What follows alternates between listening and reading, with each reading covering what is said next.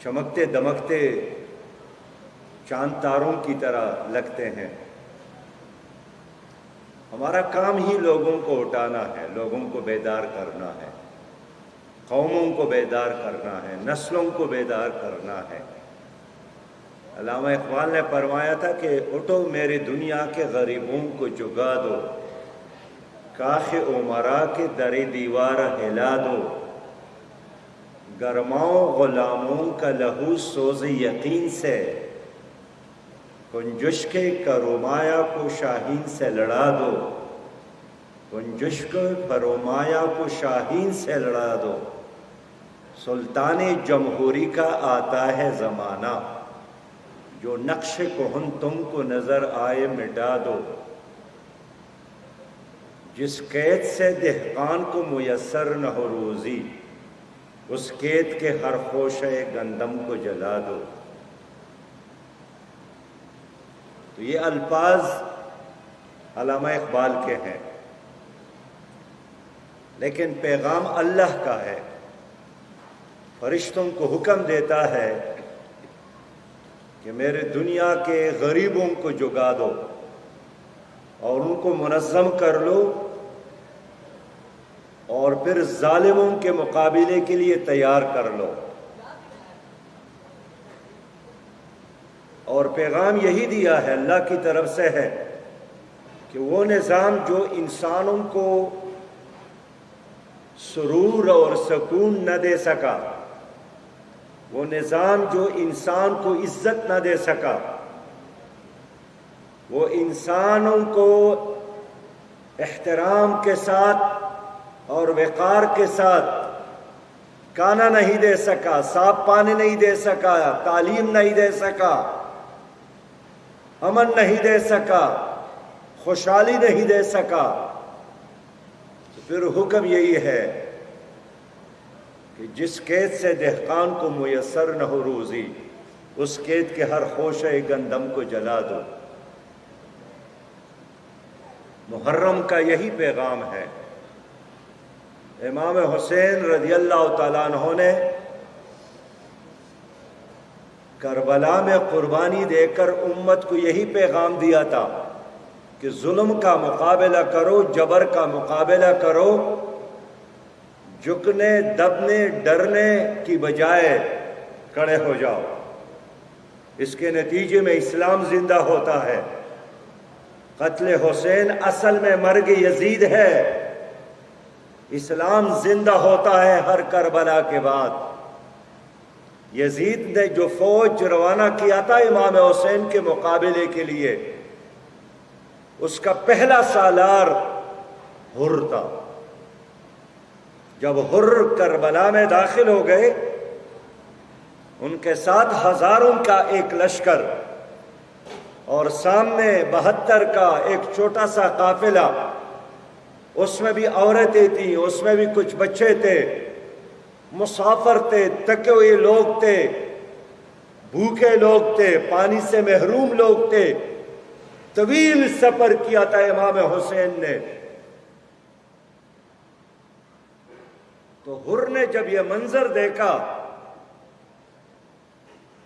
تو وہ مقابلے کے لیے آگے بڑھے اور پھر پیچھے ہٹے، پھر گھوڑے پر سوار ہو کر پھر آگے بڑھے اور پھر پیچھے ہٹے۔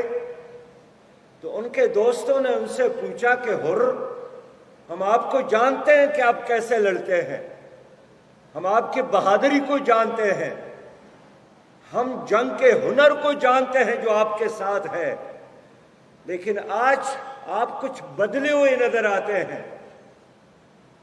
حر نے جواب دیا کہ ہاں، میں جنت اور جہنم میں سے ایک کا انتخاب کرنا چاہتا ہوں، کہ امام حسین کا ساتھ دیکھ کر جنت میں جاؤں یا یزید کے طرف سے لڑ کر جہنم کا ایندھن بنوں، اور پھر تکبیر کا نعرہ لگا کر امام حسین رضی اللہ تعالیٰ عنہ کے خیمے میں حاضر ہو گئے اور ان کے قدموں میں بیٹھ کر ان سے پوچھا کہ میرے امام، اگر آج میں یزید کے مقابلے میں آپ کی لشکر میں شامل ہو کر شہید ہو جاؤں تو مجھے جنت ملے گی؟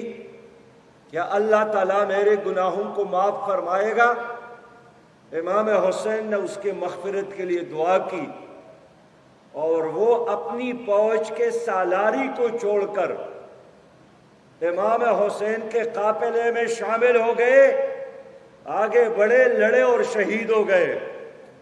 لیکن ایمان کا یہی تقاضا تھا، دین یہی کہتا ہے کہ یہی آدمی کامیاب ہو گیا۔ اس کے بعد ان کی فوجوں کے سالاری شمر کی قیادت میں آئی، اور شمر بھی جب امام حسین رضی اللہ تعالیٰ عنہ کے پاس آ گئے اور آمنا سامنا ہو گیا تو امام حسین رضی اللہ تعالیٰ عنہ نے شمر سے پوچھا کہ شمر، میرا سر لے کر آپ کو کیا ملے گا؟ شمر نے جواب دیا کہ آپ کا سر لے کر مجھے یزید کی طرف سے انعام ملے گا۔ تو امام حسین مسکرائے اور فرمایا کہ شمر، میرا سر لے کر آپ کو انعام ملے گا، لیکن وہ انعام بہت عارضی ہے، فانی ہے، چند لمحوں کے لیے ہے، اور میں سر دے کر انعام پاؤں گا، لیکن میرے لیے بھی ایک انعام ہے، وہ انعام لاپانی ہے، وہ کسی مخلوق کے بجائے خالق کائنات رب ذوالجلال کی طرف سے ہے، وہ دنیا میں بھی اور آخرت میں بھی ہے۔ امام حسین شہید ہو گئے، ان کے خیمے جلائے گئے، ان کی لاش پر انہوں نے گھوڑے دوڑائے، ان کا سر کاٹ کر نیزے میں اٹھا کر یزید کے دربار میں لے گئے۔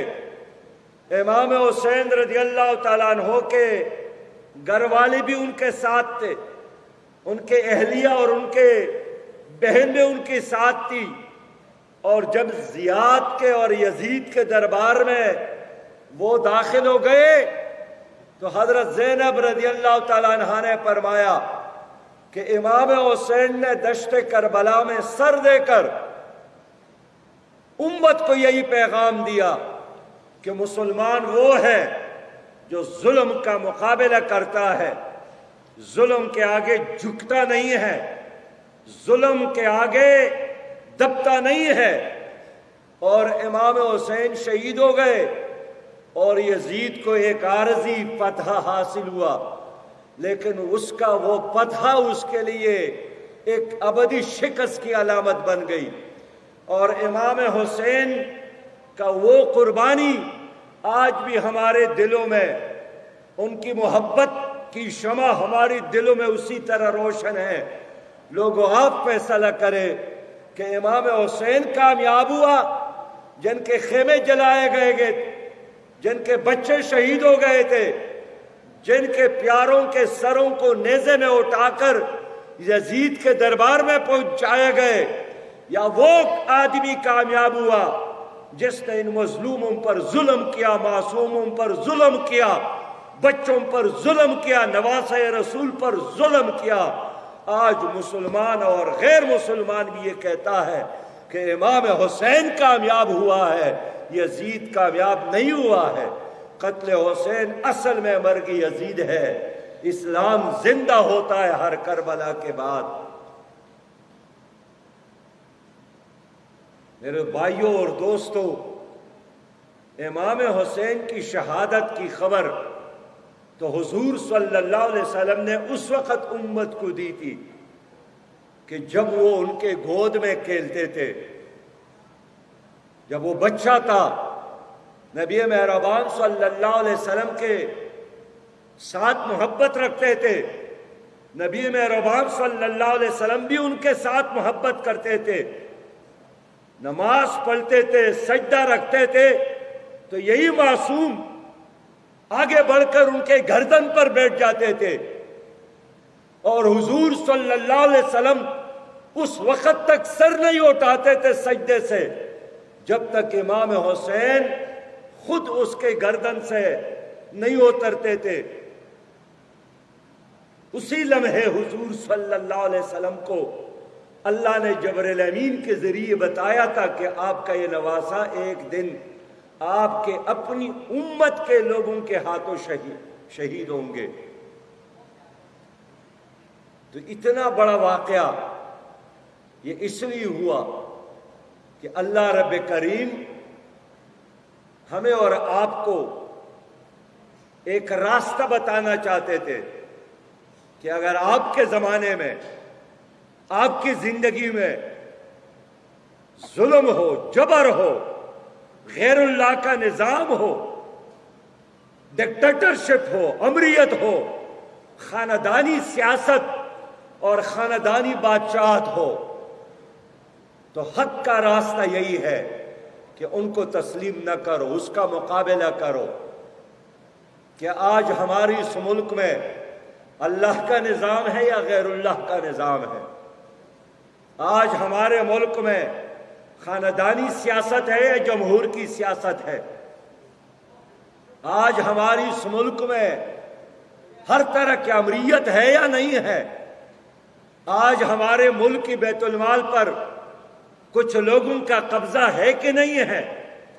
آج ہمارے غریبوں کی کمائی کچھ لوگوں کے گاڑیوں کا ایندھن بن رہا ہے کہ نہیں بن رہا ہے؟ میرے پیارے بھائیوں اور دوستوں، ہم نے اس لیے آپ کو سویرے سویرے جگایا ہے، آپ کو یہاں پر جمع کیا ہے کہ امام حسین رضی اللہ تعالیٰ عنہ کا پیغام یہی ہے کہ اگر آپ قیامت میں ان کے صف میں اٹھنا چاہتے ہیں تو ظلم کے مقابلے میں کھڑے ہو۔ یہ نہیں ہو سکتا کہ آپ وقت کا یزید کو اپنا ہیرو بنا لے، یزیدی قوتوں کا دست و بازو بنے، یزید کا جھنڈا ہاتھ میں اٹھائے، یزیدی نظام کا جیالہ بنے، یزید کا سپورٹر اور ووٹر بنے، جنہوں نے آپ کو غلام بنایا، جنہوں نے آپ کے ملک کو غلام بنایا، جنہوں نے آپ کے ملک کے نظام کو یرغمال بنایا، اور قیامت میں آپ کی خواہش یہی ہو کہ دنیا میں نے ووٹ تو یزید کو دیا، ان کے پارٹی کو دیا، ان کے نظام کو دیا، لیکن آج میں اس صف میں کھڑا ہونا چاہتا ہوں جو امام حسین کا ہے۔ یہ کیسے ممکن ہے کہ آپ چور اور ڈاکوں کا ساتھ دے دے اور قیامت میں آپ جنید بغدادی کے صف میں کھڑے ہو؟ آپ چوروں اور لٹیروں کا ساتھ دے دے اور قیامت میں آپ اولیاء کے ساتھ میں کھڑے ہو؟ میرے پیارے بھائیوں، یہ جدوجہد ہے جس کے لیے اللہ تعالیٰ نے ہمیں اور آپ کو اس دنیا میں بھیجا ہے۔ اللہ سورج کو طلوع کرتا ہے، اللہ چاند نکالتا ہے، اللہ نے ستاروں کو وجود بخشا ہے، اللہ تعالیٰ نے پہاڑوں کو گاج دی ہے، اللہ نے سمندروں کو چلایا ہے۔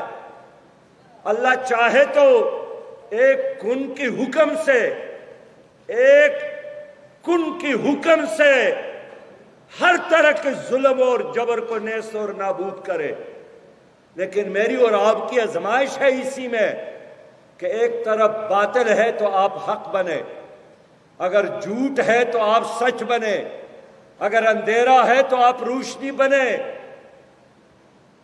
اگر دنیا میں غیر اللہ کا نظام ہے تو آپ اللہ کے نظام کا علمبردار بنے۔ آپ اکیلے ہو تو کھڑے ہو، آپ 100 ہو، 1000 ہو، لاکھ ہو، آپ تنہا کیوں نہ ہو، لیکن ہمیں یہی حکم دیا گیا ہے کہ ظلم کا مقابلہ کرو۔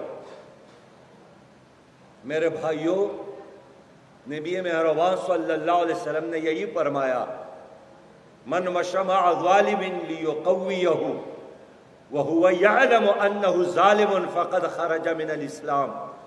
جو ظالم کے ساتھ چلتا ہے، جو ظالم کو سپورٹ کرتا ہے، جو ظالم کو ووٹ دیتا ہے، جو ظالم کے لیے زندہ باد کے نعرے لگاتے ہیں اور جانتا ہے کہ میں جس کو ووٹ دیتا ہوں یہ ظالم ہے، میں جس کو سپورٹ دیتا ہوں یا چور لٹیرا اور ڈاکو ہے پھر بھی ساتھ دیتا ہے، تو نبی مہربان کا حکم یہی ہے کہ اس کا میری امت کے ساتھ کوئی تعلق نہیں ہے۔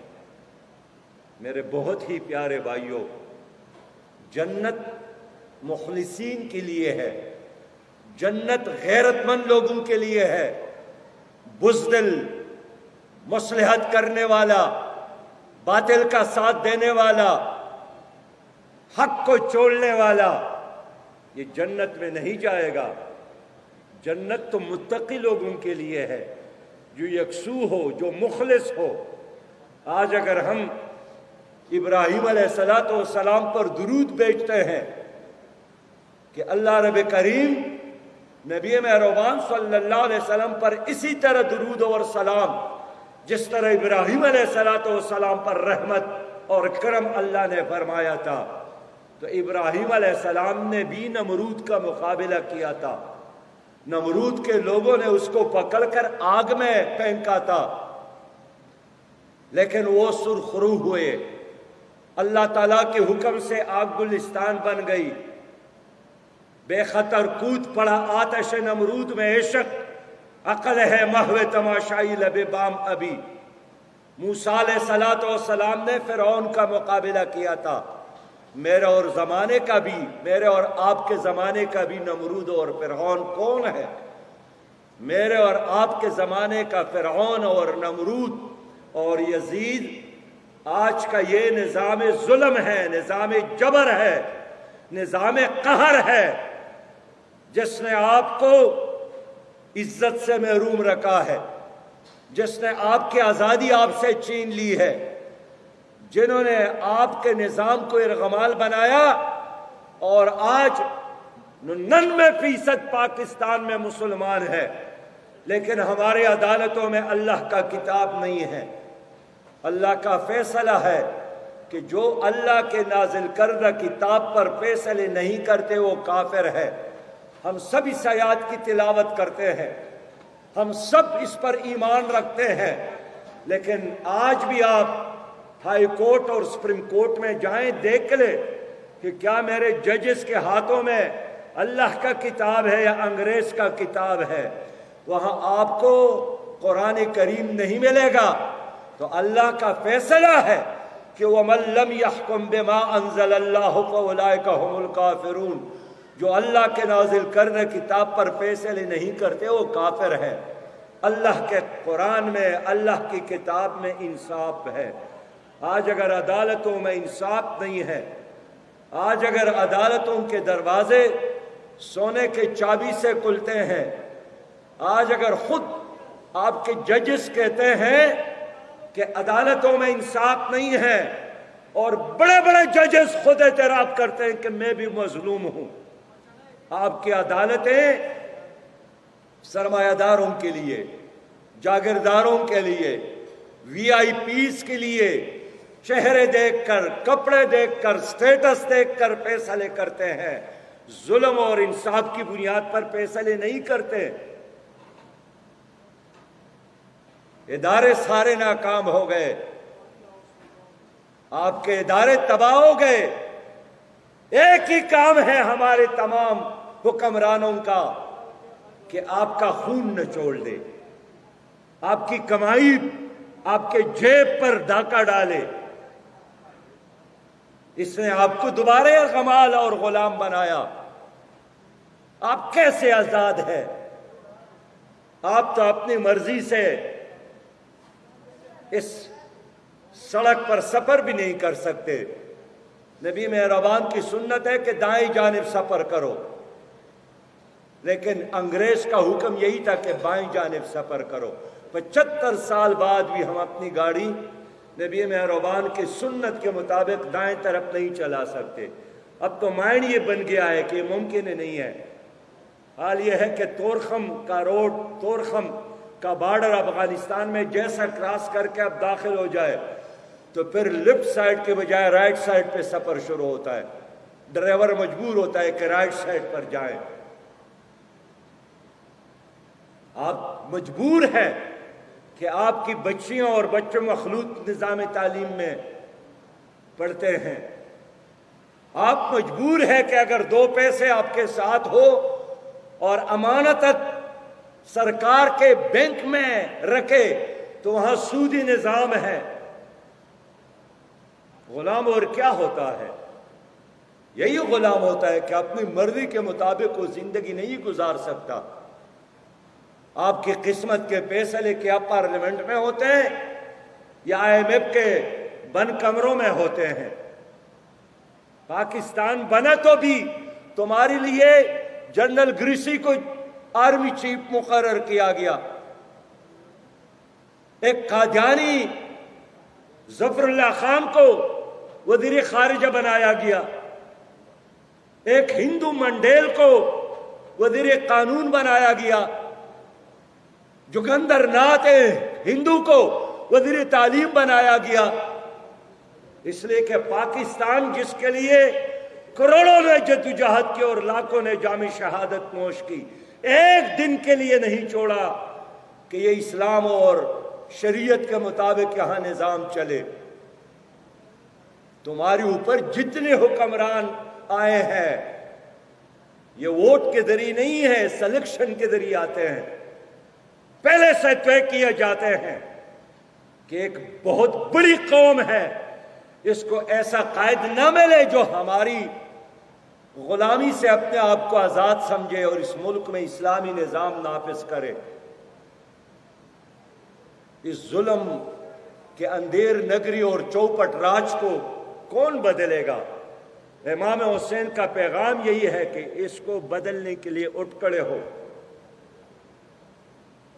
میرے دوستو، ایک طرف یہاں آپ کے فٹ پاتھوں پر غریب نظر آتے ہیں اور دوسرے طرف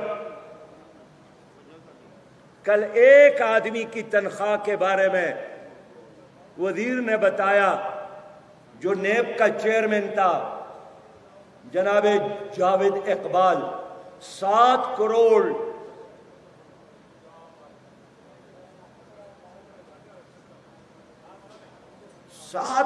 سے زیادہ اس نے چند سالوں میں تنخواہ لی. 12 لاکھ روپیہ تنخواہ، 7,000 روپیہ ٹیلی فون کے لیے. اسلام آباد میں کلب ہے، آپ کے پیسوں سے ان کے ممبر بنتے ہیں 4 لاکھ 5 لاکھ 10 لاکھ. میں کل آ رہا تھا، ایک جلوس کو میں نے دیکھا پروٹوکول کا، وزیر صاحب جا رہے تھے جس طرح انہوں نے کشمیر کو فتح کیا ہو. میں نے ساتھی سے کہا کہ ان کے گاڑیوں سے جو دھواں نکل رہا ہے یہ ہمارے غریبوں کا خون ہے جو جل رہا ہے، یہ ہماری قوم کی کمائی ہے کہ ان کے گاڑی کے سلنسر سے یہ دھواں جو نکل رہا ہے. ایک ایک حلقے میں ایک ایک فرعون موجود ہے اور اس نے پوری سوسائٹی کو ارغمال بنایا ہے. اور ظلم کی حد ہے کہ ہمارا ہر کوئی کہتا ہے کہ ظالم جھوٹا ہے، یہ ڈاکو ہے، یہ لٹیرا ہے، یہ چور ہے. لیکن کیا کروں، ووٹ دینا میری مجبوری ہے، پھر مجھے تنگ کرتا ہے. امام حسین کا پیغام یہی ہے کہ جس کو برا سمجھتے ہیں اس کے خلاف کھڑے ہو، برائی کے خاتمے کے لیے جدوجہد کرو. جماعت اسلامی اصل میں وہی سنت حسین کو زندہ کر رہی ہے، یہ وہی امام حسین کا قافلہ ہے. جماعت اسلامی نے اس زمانے میں ہر کفر کو چیلنج کیا ہے. افغانستان پر روس نے قبضہ کیا، سارے لوگ ڈر گئے، دب گئے، جھک گئے. جماعت اسلامی نے افغانوں کا ساتھ دیا. روس کے شکست کے بعد نیٹو نے حملہ کیا افغانستان پر، سارے لوگوں نے خوف اور ڈر کی وجہ سے نیٹو کا ساتھ دیا. جماعت اسلامی نے چیلنج کیا، افغانوں کا ساتھ دیا، اور الحمدللہ افغانستان روسی فوج کے لیے بھی اور نیٹو کے لیے قبرستان بن گیا. لیکن میرے ملک میں بھی اسی طرح ظلم کا نظام ہے، میرے ملک میں بھی جبر کا نظام ہے، میرے ملک میں بھی آپ اپنے حق سے محروم ہیں، میرے ملک میں بھی آپ کے بچے کو تعلیم نہیں ملتی، میرے ملک میں بھی مظلوم کو انصاف نہیں ملتا، میرے ملک کے ٹیکس دینے والے شہریوں کو بھی صاف پانی نہیں ملتا، میرے ملک میں بھی بجلی کا بل آتا ہے تو دیکھ لے، بجلی آپ نے جلائی ہے 200 یونٹ اور بل آتا ہے 20,000 50,000۔ آپ ذرا تفصیل سے دیکھ لے، اس میں ایکسائز ڈیوٹی ہے، اس میں انکم ٹیکس ہے، اس میں ٹیلی ویژن فیس ہے۔ وہ گناہ جو آپ نے نہیں کی ہے اس پر بھی یہ حکومت آپ کو سزا دیتی ہے۔ ایک غریب رکشہ چلانے والا، ایک غریب دکاندار، اس کا گردن نچوڑ کر پیسے حکومت جمع کرتی ہے اور اپنی تللو پر خرچ کرتی ہے، لیکن خود اربہ کروڑہ تنخواہیں، مراعات، سہولیات، کون اس نظام کے خلاف جدوجہد کرے گا؟ امام حسین کا پیغام یہ ہے کہ اٹھو میرے دنیا کے غریبوں کو جگا دو۔ یہ علامہ اقبال کا بھی پیغام، یہ سید مودودی کا پیغام، اور یہ آج کی اس صبح کا بھی پیغام ہے کہ اللہ تعالیٰ نے آپ لوگوں کو جتنی زندگی دی ہے، صلاحیت دی ہے اور طاقت دی ہے، تو آؤ مل کر اس نظام کے خلاف نوجوان جدوجہد کرے، بزرگ رہنمائی کرے، مائیں بہنیں اور بیٹیاں بھی اس جدوجہد کا دستو بازو بنے، تاکہ ہم حقیقی معنوں میں ایک خوبصورت اسلامی پاکستان، خوشحال پاکستان تعمیر کر سکے اور دنیا کو بتا سکے۔ وآخر دعوانا الحمدللہ رب العالمین۔